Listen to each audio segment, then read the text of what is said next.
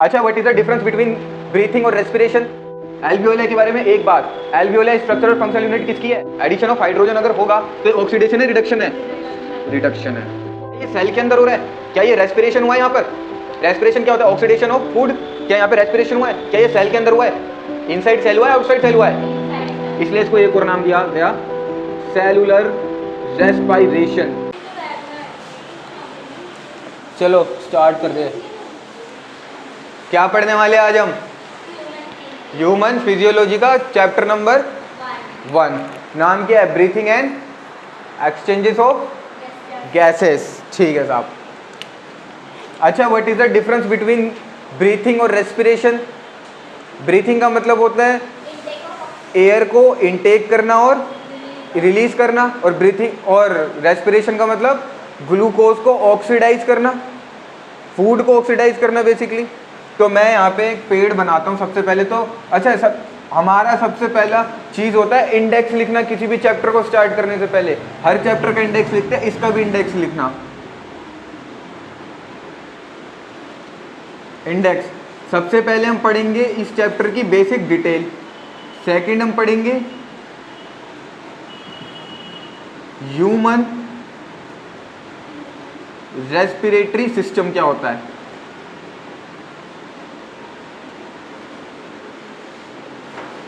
Human respiratory system. Second, इसके अंदर मेरे को एक चीज़ मिलेगी जो सबसे इंपॉर्टेंट है, कंडक्शन जोन। याद आ रहा है बेटा तुमको? Conduction zone and respiratory zone.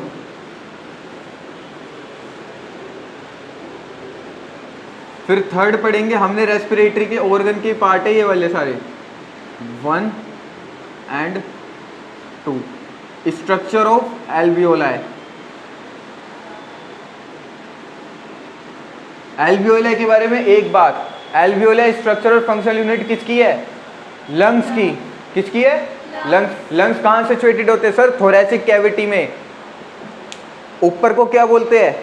Anterior. नीचे को बैक को डोर्सल, फ्रंट को वेंट्रल, और साइड में लेटरल। याद है हमारे लंग्स कहाँ सिचुएटेड है सर? यहाँ थोरैसिक कैविटी में।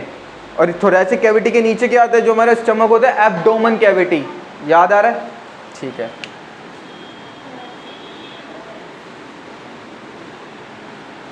इसके बाद हमारे को पढ़ना है मैकेनिज्म। Mechanism of breathing. अच्छा, यहाँ पे ये देखो मैंने मैकेनिज्म ऑफ ब्रीथिंग लिखा है, रेस्पिरेशन नहीं। तो ऑक्सीडेशन तो नहीं पढ़ेंगे इसके अंदर हम ग्लूकोज का। क्या पढ़ेंगे? ब्रीथिंग। एयर को किस तरह से हम अंदर ले रहे हैं और किस तरह से बाहर छोड़ रहे हैं, उसके अंदर कौन से मसल्स हेल्प करते हैं, वो सब इसमें बताया जाएगा। फोर्थ, इसमें एक टर्म्स आएगी यहाँ पे मैकेनिज्म ऑफ ब्रीथिंग के अंदर, इसके volume and capacities. Volume and capacities क्या है कि मैं कितनी हवा अंदर ले रहा हूँ वॉल्यूम की टर्म में, वो बताएंगे। और कैपेसिटी की, मेरे लंग्स की कैपेसिटी क्या है कि मैं कितनी ज़्यादा अंदर सांस ले सकता हूँ और कितनी बाहर छोड़ सकता हूँ, ये सब किस में बताएंगे? वॉल्यूम एंड कैपेसिटीज के अंदर। फिफ्थ आएगा एक्सचेंजेस ऑफ गैसेस।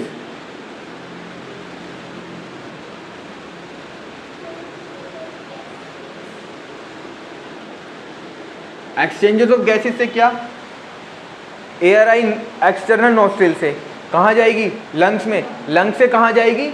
ब्लड में। तो लंग्स से ब्लड में कैसे एक्सचेंज हुई भाई? पहले तो लंग्स में आएगी, लंग्स से कहाँ जाएगी? ब्लड के अंदर।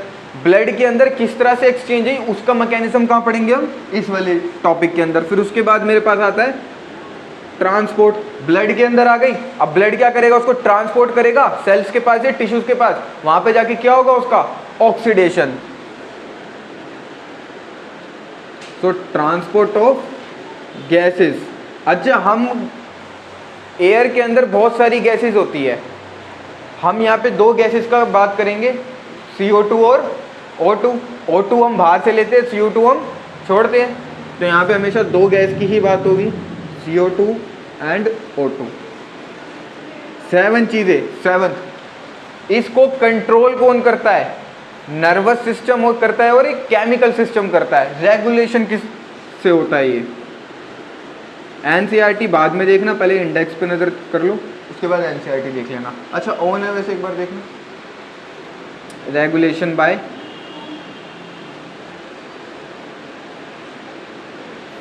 Nervous system and chemical.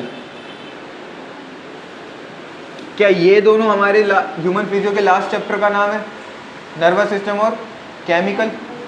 8th। ये सब पढ़ने के बाद हम पढ़ेंगे रेस्पिरेशन की या ब्रीथिंग की हमारे कौन कौन से डिसऑर्डर्स होते हैं। भाई कोई सिगरेट पिएगा तो उसको बीमारी होगी, कुछ तो होगी क्योंकि वो सिगरेट पी रहा है। कोई बाहर ज़्यादा धूल मिट्टी में काम करेगा तो सांस लेगा, वो सारी धूल मिट्टी जाएगी अंदर तो लंग्स में प्रॉब्लम आएगी सर। इस तरह से 5-6 डिसऑर्डर पढ़ेंगे। तो ये क्या है इसका इंडेक्स। इंडेक्स के अंदर सबसे पहले क्या पढ़ेंगे, रेस्पिरेशन और ब्रीथिंग की बेसिक डिटेल क्या होती है। सेकंड, ह्यूमन रेस्पिरेटरी सिस्टम क्या होता है, ह्यूमन रेस्पिरेटरी सिस्टम कहाँ से स्टार्ट होता है, कहाँ एंड होता है, उसकी सारी की सारी डिटेल हम इसके अंदर देखेंगे। फिर उसके बाद आता है conduction zone and respiratory zone. Conduction zone वो होता है जहाँ पे गैसेस आती है, और रेस्पिरेटरी जोन से एक ही चीज़ करोगे, जहाँ पे रेस्पिरेशन आएगा वहाँ पे ऑक्सीडेशन वाली काम होगा। तो रेस्पिरेशन जोन, रेस्पिरेटरी जोन के अंदर मोस्टली क्या होना होगा, रेस्पिरेशन टाइप कंडीशंस। फिर इसके बाद पढ़ेंगे स्ट्रक्चर ऑफ एल्वियोले। स्ट्रक्चर ऑफ एल्वियोले है क्या, बेसिकली इरेगुलर शेप का होता है, और ये किसकी यूनिट है, फंक्शनल और स्ट्रक्चरल किसकी यूनिट है, लंग्स की। लंग्स कहाँ सिचुएटेड है, थोरैसिक कैविटी में। फिर उसके बाद हम पढ़ेंगे मैकेनिज्म ऑफ ब्रीथिंग। हम एयर को किस तरह से अंदर ले रहे हैं और किस तरह से बाहर छोड़ रहे हैं, इसमें कौन कौन से मसल्स हेल्प करते हैं उसके बारे में पढ़ेंगे। फिर उसके बाद आएगा वॉल्यूम एंड कैपेसिटी। वॉल्यूम क्या कि मैंने कितना वॉल्यूम इनटेक किया एयर, और कैपेसिटी क्या कि मेरी कैपेसिटी कितनी थी। हर एक इंडिविजुअल की कैपेसिटी अलग होती है वॉल्यूम को इनटेक करने की। जैसे अगर मान लो मैं 5000 लीटर कर पा रहा हूँ तो तुम कर रहे होगे 2500 लीटर, तो सबकी कैपेसिटीज क्या है, अलग, क्योंकि उनका मॉर्फोलॉजी और एनाटॉमिकल स्ट्रक्चर क्या है, सबके अलग है। उसके बाद पढ़ेंगे हम एक्सचेंजेस ऑफ गैसेस। गैसेस कैसे एक्सचेंज होती है, एल्वियोलाई से ब्लड से टिश्यू, एंड देन वापस से वो साइकिल रिपीट। फिर देखेंगे ट्रांसपोर्ट ऑफ गैसेस, एक्चुअल में ट्रांसपोर्ट होता कैसे है गैसेस का और कहाँ कहाँ ट्रांसपोर्ट होता है। फिर उसके बाद पढ़ना हमारे को रेगुलेशन, कि भाई इन सारी चीज़ को कंट्रोल कौन कर रहा है, नर्वस सिस्टम और केमिकल सिस्टम। फिर उसके बाद पढ़ना है हमारे को डिसऑर्डर्स। क्या इतना आया समझ, एक बार इसकी फोटो खींच लो, फिर स्टार्ट करते हैं बेसिक डिटेल से।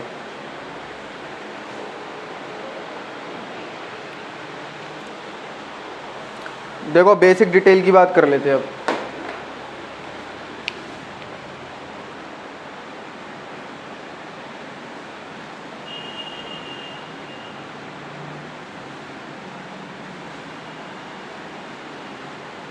ये देखो मार्कर रुकने वाला है। पहली बात हम करेंगे फोटोसिंथेसिस की।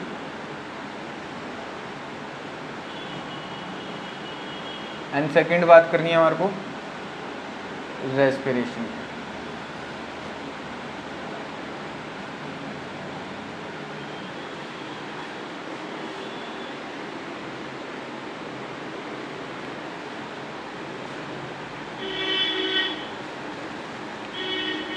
ये मैंने बनाया पेड़। देखो day and night photosynthesis 2 time चलती है, डे में अलग चलती है एंड नाइट में अलग चलती है। ठीक है, डे में क्या होता है, लाइट है, सन से लाइट आएगी, क्या बनाएगी यहाँ पे एटीपी। एटीपी क्या होता है, एनर्जी, और जब ये एटीपी बनाएगी तो क्या रिलीज करेगी, O2। मॉर्निंग के टाइम पे जब पेड़ के पास जाते हैं तो ज़्यादा ताज़ा हवा लगती है, क्यों, क्योंकि मॉर्निंग के टाइम पे सन राइज होता है, तो सनराइज के टाइम पे लाइट आएगी, लाइट एटीपी बनाएगी तो क्या रिलीज कर देगी, O2 रिलीज कर देगी। रात के टाइम तुम पार्क में जाओ तो घमस घमस जैसा महसूस होता है, ह्यूमिडिटी, क्योंकि उसके इर्द गिर्द CO2 आ जाती है। तो नाइट में क्या होगा, यहाँ पर CO2 और नीचे से H2O, ये मिलके क्या बनाएंगे, CO2 प्लस H2O मिलके बनाएंगे यहाँ पर, और ये जो ATP बनी है ना यहाँ पर, एटीपी इसके अंदर यूज हो जाएगी, ये बनाएंगे ग्लूकोज C6H12O6। तो क्या इतना समझ आया? डे के टाइम अलग होती है और नाइट के टाइम अलग होती है। डे में क्या करती है, लाइट एनर्जी किस में कन्वर्ट हो रही है, एटीपी के अंदर। एटीपी जब बन रही है तो क्या रिलीज हो रहा है, O2। और फोटोसिंथेसिस अगर नाइट में हो रही है तो वो CO2 और H2O को यूज करके क्या बना रही है, ग्लूकोज। और एटीपी जो बना था वो किस में काम आ रहा है, ग्लूकोज के फॉर्मेशन के अंदर काम आ रहा है। इतने में कोई डाउट है? तो फोटोसिंथेसिस के बारे में हमें दो चीज़ पता चली, दिन में भी होती है और रात में भी होती है। दिन में एटीपी बना के लाइट से O2 रिलीज करती है, रात में CO2 और H2O मिलके क्या बनाते हैं, ग्लूकोज, और एटीपी यूज होता है। अच्छा, तुम्हें एंडोथर्मिक और एक्सोथर्मिक पता है? एंडोथर्मिक क्या होता है, एनर्जी को लेना, और एक्सोथर्मिक यहाँ पे एनर्जी ली है हमने, यूज करी है या छोड़ी है बाहर। तो क्या मैं इसको ये बोल सकता हूँ ये एक्सोथर्मिक रिएक्शन है? सॉरी बेटा, गलती हो गई स्पेलिंग ना, एंडोथर्मिक। क्या हमने ठीक लिखा है? एंडोथर्मिक रिएक्शन है क्योंकि हमने एटीपी क्या करी है, यूज करी है। अच्छा, मैंने एक चीज बताई थी, मेटाबॉलिज्म रिएक्शन। मेटाबॉलिज्म रिएक्शन क्या होती है, जहां पे एंजाइम के थ्रू कोई केमिकल रिएक्शन होती है। क्या यहाँ पे केमिकल रिएक्शन हो रही है? हो रही है सर, केमिकल रिएक्शन हो रही है ना। केमिकल मेटाबॉलिज्म रिएक्शन को ही बोलते हैं केमिकल रिएक्शन। यहाँ केमिकल रिएक्शन कितनी तरह की होती है सर, दो। एक होती है कैटाबॉलिक रिएक्शन और एक एनाबॉलिक रिएक्शन। ठीक है, कैटाबॉलिक के अंदर क्या होता है सर, चीजें ब्रेक होती है, और इसके अंदर क्या होता है, एनाबॉलिक के अंदर अटैचमेंट होती है, मतलब फॉर्मेशन होता है।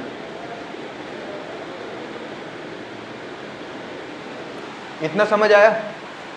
अच्छा, यहाँ पे बताओ, यहाँ फॉर्मेशन हुआ है या ब्रेक डाउन हुआ है? तो कौन सी रिएक्शन हुई होगी यहाँ पर, एनाबॉलिक रिएक्शन। ये जब जो फोटोसिंथेसिस चैप्टर है ना तुम्हारा प्लांट फिजियो का, उसके अंदर सेम ऐसा ही हम पढ़ेंगे सेम। तो ये एंडोथर्मिक भी है और ये सर एनाबॉलिक रिएक्शन भी है। आगे समझ, क्वेश्चन आ सकता है ग्लूकोज के फॉर्मेशन में क्या होता है, एक तो एंडोथर्मिक होती है, एनाबॉलिक होती है। अच्छा ये बताओ, ऑक्सीडेशन रिडक्शन पता है क्या होता है? रिडक्शन क्या होता है, एडिशन ऑफ हाइड्रोजन, और ऑक्सीडेशन एडिशन ऑफ ऑक्सीजन। ये देखो, ये CO2 है, CO2 से मैंने क्या बनाया, C6H12O6। क्या एडिशन ऑफ हाइड्रोजन हो गया? एडिशन ऑफ हाइड्रोजन अगर होगा तो ऑक्सीडेशन है, रिडक्शन है? रिडक्शन है। बहुत ही बढ़िया, रिडक्शन है। तो क्या मैं यहाँ पे तुमने देखा CO2 से क्या बन गया, ग्लूकोज। तो क्या मैं यहाँ पे रिडक्शन भी लिख सकता हूँ कि सर मैंने इसका क्या करा दिया, रिडक्शन। तो देखो 3 क्वेश्चन तो ये यहीं बन गए तुम्हारे, इतनी डिटेल के अंदर। कि अगर ग्लूकोज के फॉर्मेशन में वो बोले कि क्या ये एंडोथर्मिक होती है, हाँ या ना, क्या ये कैटाबॉलिक होती है, हाँ, क्या ये एनाबॉलिक होती है, क्या ये रिडक्शन होती है, क्या ये एनाबॉलिक है, क्या ये कैटाबॉलिक है, शाबाश। तो ये 3 चीजें किस में आ गई, फॉर्मेशन ऑफ ग्लूकोज के अंदर। तो ये तो हो गया फोटोसिंथेसिस वाला पार्ट। अब आ गया डिटेल समझ के, बेसिकली फोटोसिंथेसिस हो क्या होता क्या है। हमने एक वो भी पढ़ी थी प्लास्टिड के अंदर, लाइट रिएक्शन और डार्क रिएक्शन, याद है? लाइट रिएक्शन O2 बना रही थी, O2 बना दिया। डार्क रिएक्शन ग्लूकोज बना रही थी, ग्लूकोज बना दिया। ग्लूकोज के अंदर एक एंजाइम यूज होता था, रूबिस्को, याद आ रहा है, रूबिस्को। डार्क रिएक्शन तो एंजाइमेटिक रिएक्शन है, इसलिए कैसी है ये, मेटाबॉलिक रिएक्शन। ये जो है ना रूबिस्को जो मैं बोल रहा हूँ, ये सेल वाले चैप्टर में पढ़ाया था, वो बता देगी, बस इसमें थोड़ा सा डिटेल है, वो ऐसा ही है, कुछ मिलता जुलता। अब हम किसकी बात करते हैं, रेस्पिरेशन की। रेस्पिरेशन के अंदर होता क्या है, ब्रेक डाउन होता है ग्लूकोज का C6H12O6, हमने इसको क्या कराया, ब्रेक डाउन। जब ये ब्रेक डाउन होगा तो क्या बनाएगा, CO2 H2O प्लस ATP। अब इसके अंदर ATP रिलीज हुआ है, ऐड हुआ है, ऐड हुआ है, रिलीज हुआ है, रिलीज हुआ है ना। ऐड तो अगर यहाँ पे लिखता प्लस तो होता, ये तो जब इसका ब्रेक डाउन हो रहा है तो ये बाहर निकल रहा है। और ब्रेक डाउन किसकी प्रेजेंस में होता है, O2 की प्रेजेंस में आ रहा है। तो यहाँ पे ये क्या बना, CO2 H2O और ATP। अच्छा, रेस्पिरेशन डे हो, डे एंड नाइट दोनों टाइम चलता है ये, day and night both time अगर दिन हो चाहे रात हो, दोनों टाइम क्या चलता है, रेस्पिरेशन। एक ही जैसा एक ही होता है रेस्पिरेशन का मतलब होता है, चाहे प्लांट्स में हो चाहे एनिमल्स में हो, ऑक्सीडेशन करना किसका, ग्लूकोज का, और क्या बनाना, CO2 H2O और ATP। तो फिर इसके बारे में बता दो, ये एनाबॉलिक रिएक्शन है कैटाबॉलिक रिएक्शन है, क्यों, ब्रेक डाउन हो रहा है ग्लूकोज का, तो कैसी है, कैटाबॉलिक रिएक्शन है। अच्छा, इसके अंदर ATP एनर्जी आ रही है या जा रही है, तो एंडोथर्मिक होगा या एक्सोथर्मिक, तो दो चीज़ें तो हमने पहले यहाँ पर लिख ली, सर ये कैटाबॉलिक है।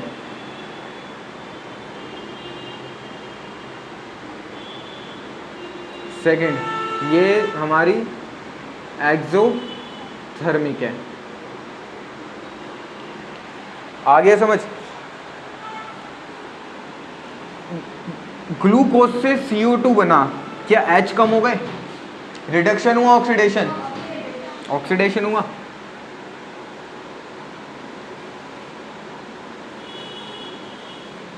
इतना आ गया समझ, बेसिक डिटेल थी हमारी ये, तुम्हें नहीं आया। देखो CO2 में H दिख रहा है, यहाँ H था, क्या H कम हो गए, वाटर मत देखो ना, वाटर हटाओ, CO2 देखो, CO2 से क्या बना था, ग्लूकोज। मैंने तुम्हारे को एक बात बताया था कि ये जो हम वाटर को यूज़ कर रहे थे, जब हमने सेल चैप्टर बताया था, तो H2O को हम यूज़ कर रहे थे as a donor of hydrogen. तो जब यहाँ पे हुआ, इस CO2 ने H कहाँ, इस CO2 का H कहाँ से मिला, वाटर से मिला। तो वाटर यहाँ पर ऐड हो, यहाँ पे H ऐड होके क्या बन गया, ग्लूकोज। जब CO2 में H ऐड हुआ तो क्या ये रिडक्शन है, क्योंकि एडिशन ऑफ क्या हो गई, हाइड्रोजन। यहाँ पर आओ, ग्लूकोज था, ग्लूकोज से CO2 बना, क्या हाइड्रोजन चला गया, रिमूवल ऑफ हाइड्रोजन भी होता है और एडिशन ऑफ ऑक्सीजन भी होता है, तो क्या होगा, ये ऑक्सीडेशन होगा। इतना आया समझ, खींचो फोटो, रहो।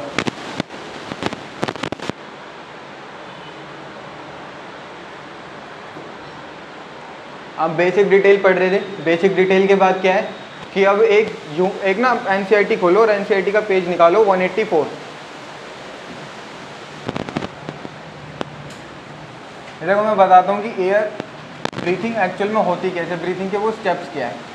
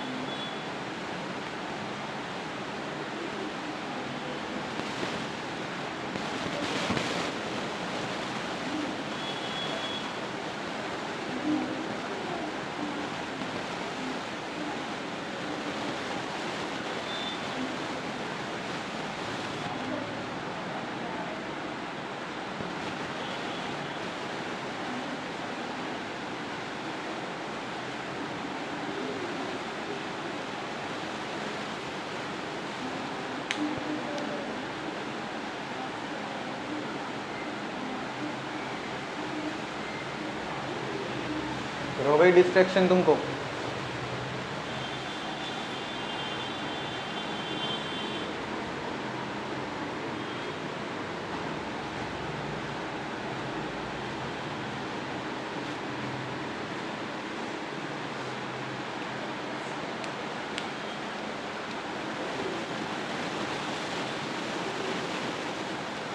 ये देखो, अब यहाँ देखो, जब भी हम ब्रीथिंग करते हैं तो एक्सटर्नल नोस्ट्रिल से करते हैं। अब ये सारे के सारे वो स्टेप से दिख गए तुम्हारे को, वो इधर इधर इधर देखना, इधर करो, इधर इधर इस वजह इधर दिख गए वो 5 पॉइंट्स जो लिखे हुए हैं, ठीक है। ये वाले पॉइंट्स को मैं बताने जा रहा हूँ। देखो, सबसे पहले जब ब्रीथिंग होगी तो कहाँ से होगी सर? यहाँ से, एक्सटर्नल नोस्ट्रिल से। फर्स्ट पॉइंट है ब्रीथिंग करना एंड वेंटिलेशन करना।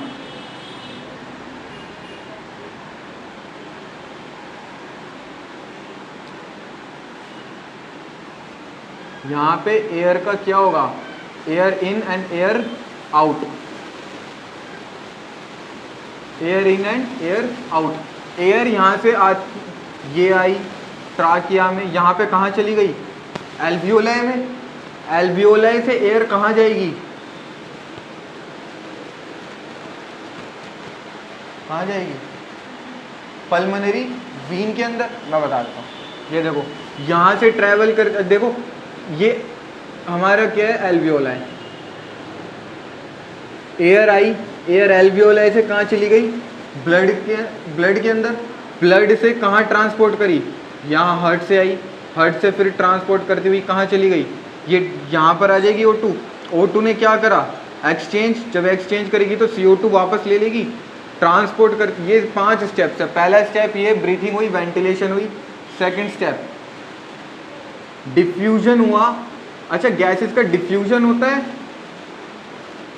या फिर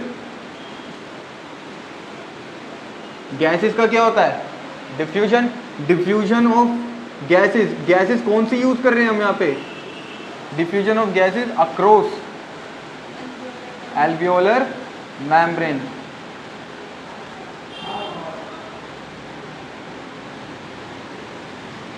सेकंड पॉइंट, डिफ्यूजन हुआ गैसेस का, किसके अक्रॉस हुआ? क्या ये एल्वियोलाई है? एल्वियोलर मेम्ब्रेन के अक्रॉस गई है gas. Second point. Third point, यहाँ और यहाँ क्या हुआ? Transport of gases. और हम कौन सी 2 गैस की बात कर रहे हैं?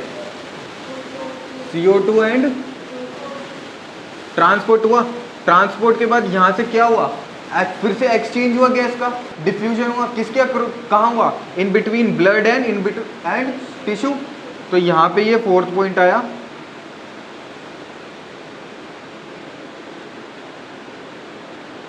Diffusion of gases in between blood and tissue. क्या यही हुआ है? ब्लड एंड टिश्यू की।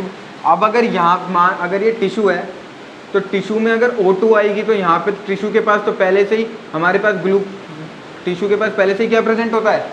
ग्लूकोज। ग्लूकोज पे कौन आ गया? O2 क्या बना देगा? CO2 plus H2O plus ATP। ये क्या हो गया? ऑक्सीडेशन हो गया। ऑक्सीडेशन हो गया सर, यहाँ पे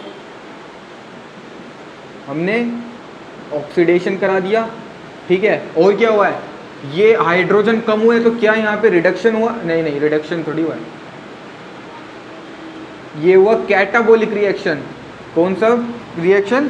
क्या कैटा? क्योंकि यहाँ पे ब्रेक डाउन किसका हो रहा है? ग्लूकोज का।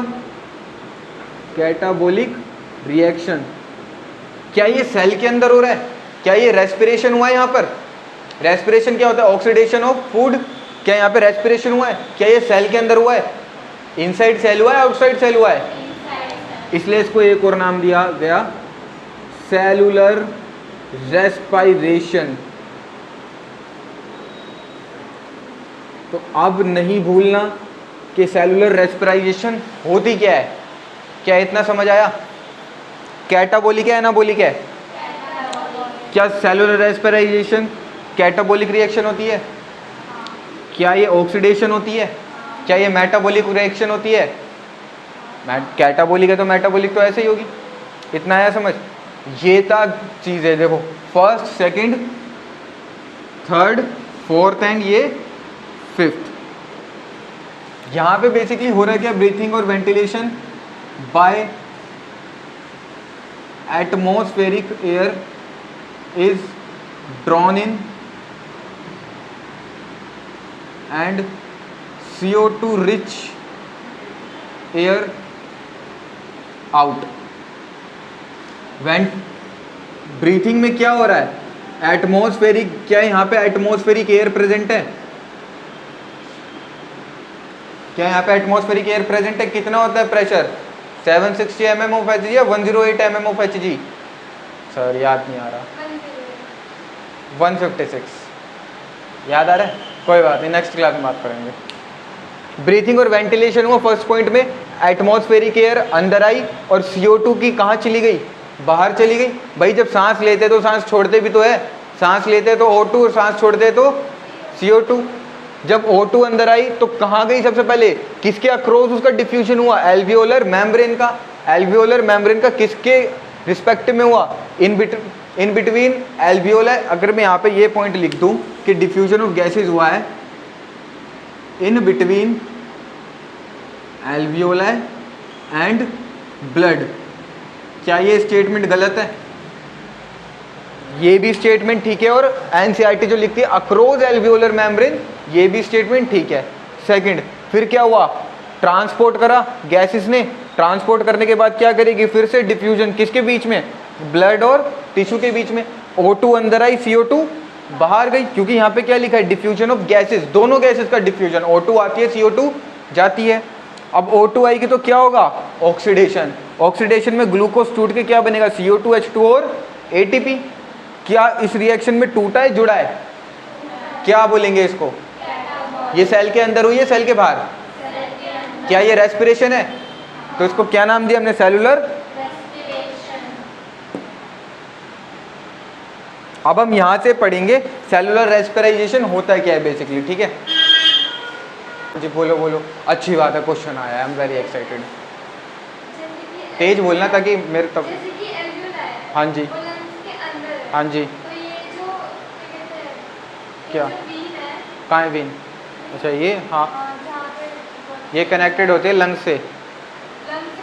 हाँ ये, अच्छा सुनो, ये जो मैंने ये मकड़ी का जाला बनाया ना इधर, ये आगे मैं बताऊंगा। ये बेसिकली जो लंग से आता है उसको क्या बोलते हैं, फिर हार्ट में ओपन होता है तो हार्ट से कहाँ जाता है और कहाँ ओपन आता है, ये मैं बाद में बताऊंगा एक्सचेंजेस ऑफ गैसेस के अंदर, ठीक है?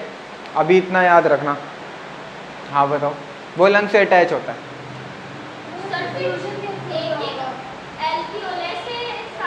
नहीं, नेटवर्क बना होता है ना, ये देखो, अगर ये एल्वियोला है ऐसी बहुत सारी, तो यहाँ पे ऐसे करके ऐसे नेटवर्क्स बने होंगे ना, और ये फिर जाके किसी एक के अंदर खुल जाएगा ना, वो आएगी ना बाहर लंग्स से यहाँ पर।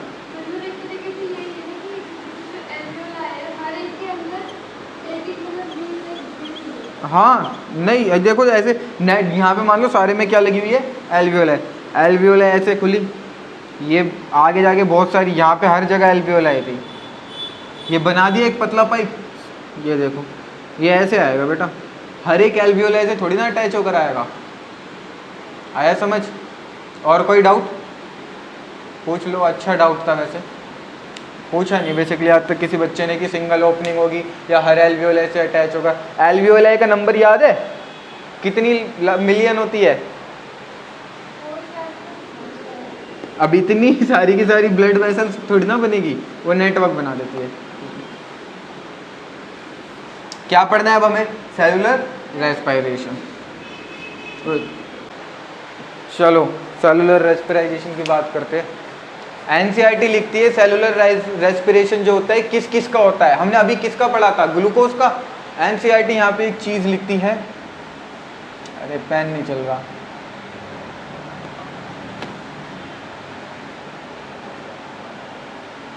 इनडायरेक्टली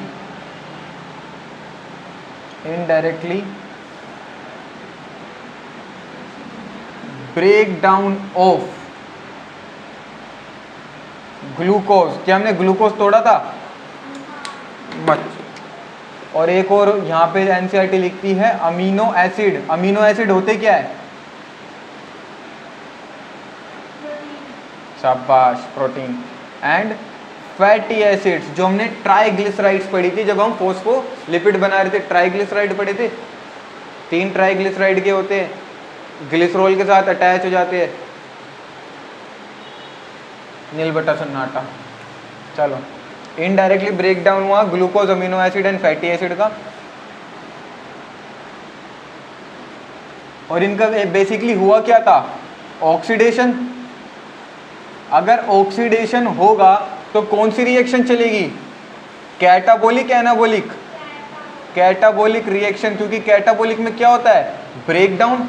अगर ग्लूकोज को मैं तोड़ूंगा तो मेरे पास क्या क्या बनेगा सर, CO2 बनेगा, H2O बनेगा और ATP बनेगा।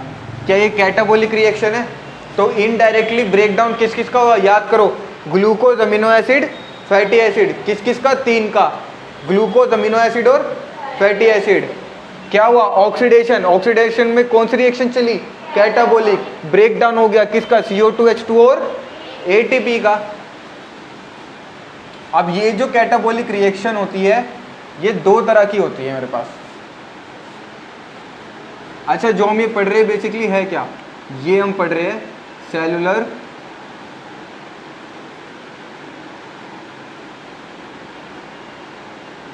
स्पेलिंग ठीक है क्या, गलत है, डबल एल आएगा ना, सेलुलर रेस्पाइरेशन।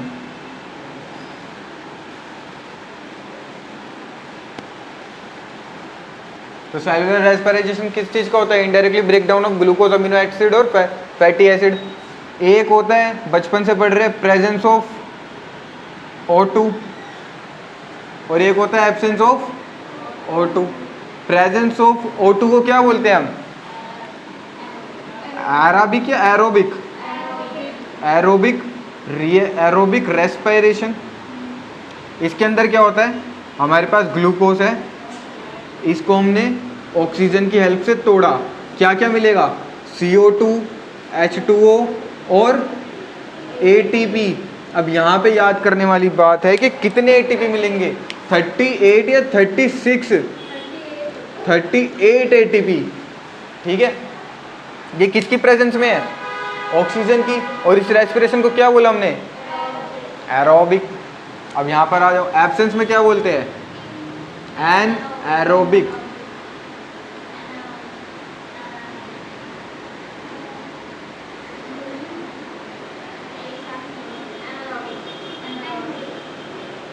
C6H12O6। हमने यहाँ पे कैटाबोलिक रिएक्शन करी, इसको तोड़ा, एब्सेंस ऑफ ऑक्सीजन, मेरे पास बना यहाँ पे 2 अल्कोहल प्लस 2 ATP। एक टूटता है इन मसल। अच्छा, जब तुम लोगों ने कुछ वज़न उठाया है कभी, डंबल वगैरह टाइप तो नहीं उठाए होंगे, कुछ वज़न उठाया हो तो उठाते तो हाथ अकड़ जाते हैं, अकड़ जाते। होता क्या है कि हमारा मसल एनारोबिक रेस्पिरेशन कर देता है, मतलब एब्सेंस ऑफ ऑक्सीजन। जब वो, अच्छा देखो, कोई भी मैं चीज़ कर रहा हूँ तो मेरा किसका ऑक्सीडेशन हो रहा है, ग्लूकोज का ऑक्सीडाइज हो रहा है। सेल के अंदर क्या भरा हुआ है, ग्लूकोज माइटोकॉन्ड्रिया क्या बना रहा है, ATP बना रहा है। ATP किस लिए बना रहा है, ऑक्सीडेशन करने के लिए। तो जब मैंने मसल से कुछ वर्क किया, कुछ भारी सामान उठा लिया 4-5 बार, या जिम के अंदर जब नए नए बच्चे जाते तो डंबल उठाते हैं ऐसे, तो अगले दिन पता है जब सुबह सो के उठते तो ऐसे हो जाते हैं, वो कसम से ऐसे हो जाते हैं। क्यों हो जाते हैं, क्योंकि उनका मसल क्या कर लेता है, एनारोबिक रेस्पिरेशन। मतलब वो रेस्पिरेशन करेगा मसल किसकी प्रेजेंस हो रहा है, किसकी एब्सेंस में, ऑक्सीजन की एब्सेंस में। तो वो 2 चीज़ बनाता है, एक एसिड बनाता है जिसका नाम होता है लैक्टिक एसिड प्लस 2 ATP। हाँ जी, सॉरी, 2 CO2। हाँ आता है, CO2 है। ब्रेक डाउन किया है ना हमने ग्लूकोज का, CO2 कैसे भूल जाएंगे हम, नीचे भी आएगा वो, उस नीचे भी 2 CO2 है, तो लिख लो, लिख लो, आता है।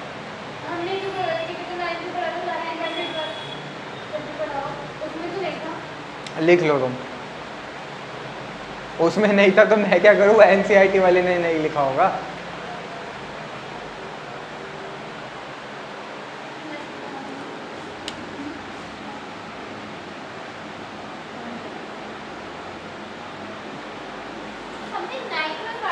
काट दो, नहीं आता वो। लैक्टिक एसिड का ग्रुप सी से स्टार्ट होता है, भूल गया था, कंपाउंड होता है वो। तो 3 बार होते थे, एक बार एक मसल में in the presence of absence of oxygen, एक और था ना एक ईस्ट में था, वो सीएच3 का रीजन है ना। हाँ, तो एक और हो गया। तो 10th में जाके पढ़ाऊँ क्या अब? तो क्या हो? हमारे को तो अभी स्मिथ ने दिया है ना फिलहाल, तो इतना पढ़ेंगे। ईस्ट का जब आएगा जब देखेंगे, और बेसिकली ईस्ट की बात ही नहीं करी यहाँ पर। तो जब एब्सेंस ऑफ ऑक्सीजन का ब्रेक डाउन एनारोबिक रेस्पिरेशन हुआ तो 2 अल्कोहल बना और 2 ATP प्लस 2 CO2, और यहाँ पे क्या बना, दो लैक्टिक एसिड और 2 ATP। लैक्टिक एसिड जमा हो जाता है जब हम मसल के एनारोबिक रेस्पिरेशन करते हैं, जो हाथ टेढ़े हो जाते हैं ना ऐसे, वो होता क्या, मसल के अंदर क्या बढ़ जाता है, लैक्टिक एसिड, और वो पत्थर जैसा हार्ड हो जाता है। इस वजह से हमारे हाथ की मूवमेंट्स नहीं होती। जब वो रिलीज होता है उसके बाद हमारे हाथ की मूवमेंट होना स्टार्ट होती है। ये आया समझ? ये वाला नीचे वाला मसल में हो रहा है, तो ऊपर वाला कहाँ हो रहा है? जो बाकी अदर पार्ट्स में हो रहा है, अगर सेल ने रेस्पिरेशन कर ली एब्सेंस ऑफ ऑक्सीजन तो अल्कोहल और ATP बनाएगा ना। मसल्स के अंदर ये होता है, और अगर मसल्स हटा दूं तो क्या बचेगा, सेल्स बचेंगे मेरे पास। अगर सेल ने एनारोबिक रेस्पिरेशन कर ली तो वो 2 अल्कोहल और 2 ATP बना देगा। और बेसिकली अगर तुम देखो, ये जितने भी जिम स्ट्रिक बॉयज़ जो होते हैं या गर्ल्स जो भी होती है, ये सब क्या करते हैं, एनारोबिक रेस्पिरेशन करते हैं। एक तो वैसे बेसमेंट में जिम खोल लेते हैं, 50 लोग होते हैं, सब CO2 रिलीज कर रहे हैं दबा के, ऑक्सीजन लेवल है नहीं वहाँ पे। और जितने भी मसल वाली चीज़ें जो भी, तुम अगर सिलेंडर उठाया कभी हल्का सा, सिलेंडर जब उठाते तो सांस रुक जाती है ना, सांस छोड़ी थोड़ी जाती। कुछ भी जब भारी चीज़ उठाओगे ना तो तुम ना ऐसे सांस को रोक के उठाओगे ऐसे, तो हुआ क्या, ऑक्सीजन तो नहीं ली हमने। तो जो हमारा रेस्पिरेशन हुआ वो एब्सेंस में हुआ ऑक्सीजन की, या प्रेजेंस में हुआ, तो कौन सी वाली क्या बन जाएगा, लैक्टिक एसिड। आ गया समझ? ठीक है, आज के लिए इतना काफ़ी है।